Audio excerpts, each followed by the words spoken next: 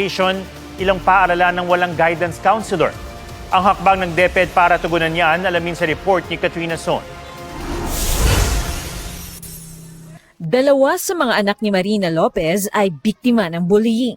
Kwento niya, nasuntok sa muka sa labas ng paaralan ang anak niyang grade 1. Paglabas niya ng school, nakita ko namumula na yung dito niya. Tinanong ko, sinuntok daw siya.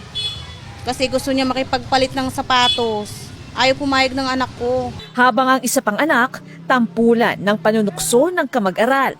Kaya nagpapasalamat daw siyang may guidance counselor sa eskwelahan ng mga anak. Sino ba ng magulang hindi kakabahan kapag binubuli ang anak mo, di ba? Ang kaso, sabi mismo ng Department of Education, mahigit 1,000 lang ang guidance counselors at guidance coordinators ngayon sa mga public school. Ang mga di pa napupunang posisyon, mahigit 4,000. Kung tutuusin, as of January 2025, may mahigit 5,000 lisensyadong guidance counselors sa bansa, batay sa datos ng Professional Regulation Commission. Pero ayon sa DepEd, kailangan ng mahigit 40,000 guidance counselor kung nilalayong magkaroon nito ang mahigit 45,000 public school sa Pilipinas. Sana meron po guidance counselor kasi kailangan nila to. Lahat ng school kailangan may guidance para may mga lahat ng nabubuli may masusumbungan. Proteksyon po yun sa kanila eh. Ang karanasan ngayon sa mga kabataan na po, hindi na po sa mga matatanda eh. Sa plantilla ng pamahalaan, may 5 antas ng school counselor associates na nasa 30,000 pesos ang entry-level salary.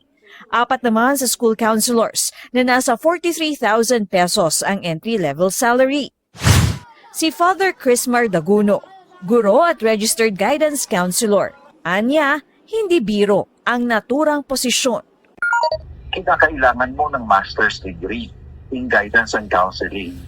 Pagkatapos ng iyong mahabang pagsusulit at mahirap na pag-aaral, medyo hindi pa ganun ka-commensurate ang trabaho at ang natatanggap ng isang guidance counselor. Kaya yung iba, pumapasok sa mga industrial o pumapasok sa corporate. Pumupunta si Father Crismar sa iba't ibang Catholic school sa probinsya para matulungan ang mga paaralang walang guidance counselor. May mungkahi rin siya sa DepEd.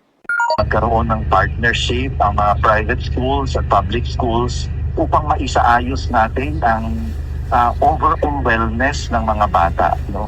At upang ma-maximize natin ang learning using the holistic approach.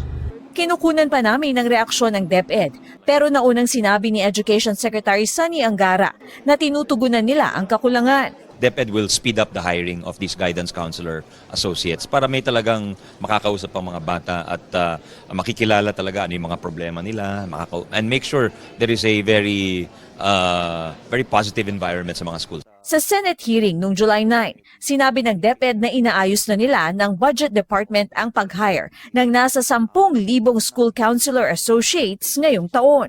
Katrina Son, GMA News.